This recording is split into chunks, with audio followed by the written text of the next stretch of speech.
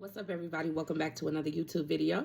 My name is Maisha, and I'm the creatress of Reviving Venus, where we talk all things surrounding the planet Venus. That's love, sex, truth, justice, money, you name it. We're going to talk about it if it has to do with the planet Venus. So, y'all, I want to talk about handling situations with grace. Okay, we live in a crash out culture. Okay, we live in a culture of, you gotta go off, you gotta crash out. And we even kiki about crash out culture, right? People be like, you crash out. We celebrate people crashing out. But the reality is, y'all, crashing out is a reflection of us not having proper emotional skills. It's a reflection of us not knowing how to be with heavy emotions without making it other people's business, right? You can be angry and not make it other people's business. You can be sad and not make it other people's business. But a lot of times people don't know how to do that. Now, I want to be clear, y'all, before I really get into my message, I want to say that some situations may require for you to crash out, okay? When it comes to maybe protecting your children, protecting yourself, right? I'm not saying sometimes the crash out is absolutely necessary, right? But I'm talking about there's a lot of situations we be crashing out where really we could just really go to bed. You could really just go take a little nap. You could really go just take a little walk, You could really just go have a little puff of a cigarette or something, or take a little walk around the block or something, We be crashing out over situations that really don't even require that amount of energy. And one of the things that I always say is when what people do to you, when the response to what people do to you, it doesn't match, right? Like, you giving so much energy and emotion to something that does not even match what was done, that's an example of crashing out. But it's more specifically an example of somebody who needs a little bit of, some more emotional tools, right? You may need to learn how to process your emotions, how to be with your emotions. And the reality is, y'all, many of us are not taught how to be with our emotions. Many of us are not taught how to feel, work through, process, interpret, separate, detach ourselves from our emotions, but not, and when I say detach, I don't mean like disassociate. I mean, like, how do you just sort of become a wanderer or an observer of the emotion? I think Osho talks about that, right? Learning how to just observe yourself, and your emotions without making it your identity, right?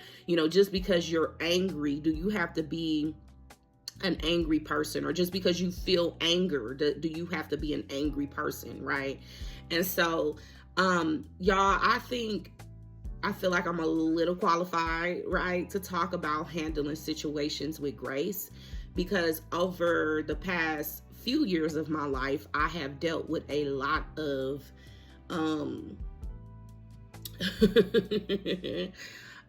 what's the best way to say this? With a lot of foolishness, okay? That's the best way to sum it up. Just plumb foolishness, okay? And I've had to maintain composure and just learn how to handle situations with grace. And I want to talk about why I've done that, and I want to talk about what I've learned from it, but I want to talk about some of the ways that you can practice that as well. So I have chosen to handle certain situations with grace and composure. And the reason why, y'all, is because, one, you start to realize that certain situations or people, it's just not worth all of that. All of what, it ain't worth all of that. It ain't like, y'all got to realize, we have to take inventory of who and what we give our energy to. You heard me? So, like, I'm not going to give my energy, it's kind of like this. If I see a situation as foolish, or I look at a person as foolish, or I'm just like, bro, this shit is really beneath me, I'm not going to give certain energy to shit that I don't see as deserving of my energy. You understand what I'm saying? And that requires for us to really have self-worth. You really have to look at your energy as valuable. You have to look at your energy as precious. You have to say, okay, it's kind of like if you down in your last $20, right? What's going to be the best way to spend it? Okay? Is the best way to spend your $20 on some bullshit? Or is the best way to spend your $20 on something that's going to actually fulfill you? Maybe a loaf of bread and maybe a bag of some cheap chicken at, Walmart. I don't know. You know what I'm saying? What's going to be the best way to spend that $20? Right? So, and this is especially true when we're in situations that have already emotionally and spiritually depleted us. And when you get down to that last bit of energy, you got to decide, like, do I want to crash out? Do I want to use the last bit of energy that I got on participating in foolishness with somebody I'm already recognizing as foolish, or I'm seeing the situation as foolish? You're going to be more mindful about how you invest and spend your energy. Okay. The other thing is, y'all, we have to recognize that there are people out in this world that are looking for certain responses. Do you understand? There are people who are so caught up in whatever they caught up in. I ain't gonna put no labels on nobody because, whatever. But some people are so childish, or just, they at where they at in their development, right? And people are looking for you to crash out. They want you to act a fool. They are expecting for you to be crazy. That's what they want. That's what they want. So why in the fuck would you give somebody who is looking to feed off of your energy? Because that's what that is, right? You got to understand, y'all, when people have entities attached to them, this is where I get into my spiritual shit. When people have entities attached to them, when people have negative energy, negative spirits and negative energy attached to them, and that energy likes to be fed with chaos, that energy likes to be fed with drama, that energy likes to be fed with people crashing out or whatever. If that entity that's attached to that person, or that spirit that's on that person, is looking for that, why would you feed a monster? Why would you feed a monster? The best way sometimes, y'all, to defeat people is to remain in goddess energy. Remain composed. Now, this is not to be, a lot of times people think composure means faking your emotions. No, that's not what I'm talking about. That's not what I'm talking about. You have a right to speak your truth. You have a right to feel your feelings. You have a right to be angry if you're angry. You have a right to feel anger. You have a right to feel sadness. But as I said in the beginning of the video, do you have to make it everybody's business? And most importantly, how do you demonstrate that, or how do you put that on display, or how do you show up with those emotions? Do you crash out, or do you go to therapy and work through it? Do you crash out and do you just feel it with your friends? You talk with your friends through it, right? It's just important, y'all. Don't give people what they looking for, because I'm gonna tell you something straight up like this. You got some people in this world who are dead set on painting some sort of narrative of you, right? People need you to be the bad guy so that they can look good. Do you understand what I'm saying, y'all? It's really people out here that think like this, that move like this, and you be like, bro, this is, when you peep it, you like, okay. So it's people out here that's really looking to paint a narrative of you. They want you to look crazy. They want you, they need it so that they can go, look, I told everyone this person was sick. And don't give them the satisfaction. Nigga, you gotta get to a place in your life where you like, I'd rather lick dirt than to engage in foolishness with people. Okay? So it's just important, y'all. Like, we have to learn how to work through our own emotions without involving other people in it. The other thing is, y'all, you want to learn how to deal with shit with composure, because Sometimes you just gotta sit back and continue to observe and allow situations to play out. When we react too quickly to situations, when we move on our first emotion or impulse, you actually can worsen a situation, right?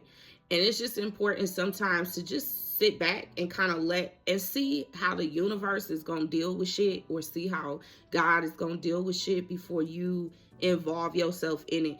I think one of the things that I've learned in having composure and calmness in situations is learning to trust God. And it's not easy. It's not like, y'all, when I say I'm not trying to make this shit sound like a walk through the park, what I am saying is I have learned the necessity to trust God, to allow God to prove to me that God is working, right? Because if God asks you to sit back and just observe and just be chill, you got to trust that God going to handle whatever needs to be handled. You got to trust that God is going to position whatever needs to be positioned. You feel what I'm saying? And so through this composure and learning to deal with situations with grace, you get to build this really intimate relationship with Spirit. And you get to see that you are provided for.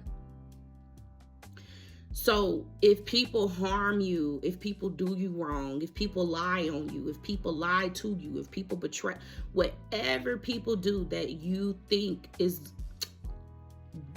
that elicits this potential crashing out, sometimes we have to just sit back and let the Most High position what needs to be positioned. Because your crash out, it may feel good in the moment. It may bring you temporary satisfaction. But one thing I've learned about Spirit is that the satisfaction that they give you is more long-term. It's not temporary. See, when God handles our enemies, or God handles situations where we have been wronged, or we have been, whatever the case may be, the satisfaction that Spirit gives you ain't gonna be something that just feel good for a day. No. God gonna give you long-term satisfaction when you trust Spirit to show up for you, to fight your battles, right? Now, again, I want to be clear. Sometimes we got to show up in the battlefield, and that's when we have to be in constant communication with God, because again, sometimes that crash out might be necessary. But I'm noticing that we're normalizing the crash out as a absolute in all situations, and it's not a requirement for all situations. Sometimes it is, but many times God is wanting you to be quiet. God is wanting you to be quiet and to sit back, right? And I think the other thing is, y'all, and I'm gonna end it here because this video is getting longer. Sometimes when we learn to model situations with grace and composure, we teach people, this crash out, combative, confrontational, hyper toxic masculine ass energy is so normalized in our culture that everybody engages with each other like this. And sometimes, bro, when you just sit back and just be cool, calm, collected, and you're in that goddess, divine, feminine energy, you put up a mirror for people and you let them see how dumb they look. Sometimes, y'all, it's important to allow people to see how stupid they look. But if you engage with them with the same behavior, that person is not going to be able to see that they're a fool. Sometimes the best way that we can teach people is raising the frequency, because it directly will put up a mirror for somebody. Because trust me, 9 times out of 10, people is going to be questioning, damn, how was she able, or how was he able, or how were they able to stay calm during a situation like that? Because most motherfuckers know it couldn't have been them. Most people know that if somebody would have did that to me, I would have crashed out. I would have, We say that all the time when we see certain shit on social media. It couldn't have been me because I would have woo woo woo. So that's what's gonna happen. People gonna look at you and go, damn, how is this person able to stay so calm during this situation? And that's when the real teaching begins, right? Because you might be the first person in this person's life that they've been able to see endure stressful situations and remain focused, determined, stoic, composed, but real and authentic at the same time.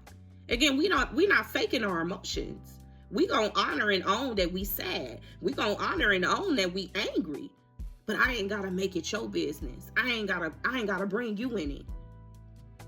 Because what I know is that I am strong by myself.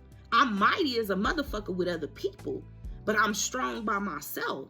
And so because I understand that I'm strong by myself, I fundamentally understand that I can handle whatever emotions that come through to my vessel with dignity. I'm intelligent. And I don't need to make it everybody's business about what. I don't need to be in the streets acting a fool. Because I have the maturity, I have the strength, I have the discipline, I have the focus, I have the tools, I have the determination to walk through those heavy, scary emotions. And I don't need to hurt nobody. I don't need to harm nobody in that process. And when we learn that shit, y'all, instead of crashing out, boy, I'm gonna tell you, you get elevated in the spirit. You get elevated. It takes you up. And life is about ascension. You feel me? So it's like sometimes challenging situations come in our lives to teach and to strengthen us.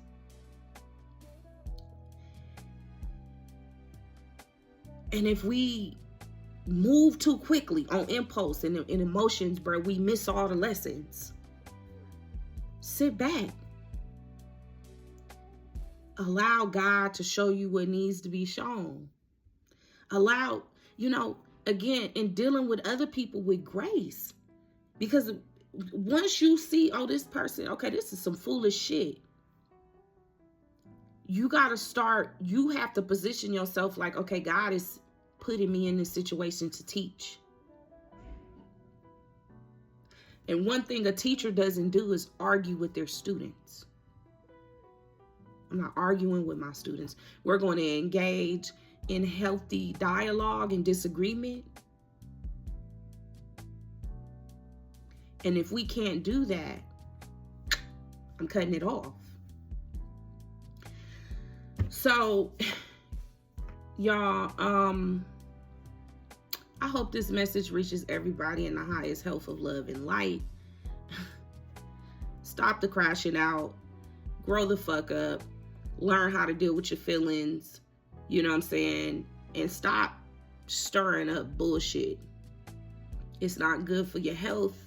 It's not good for business. And it's not good for your personal development. All right? Peace.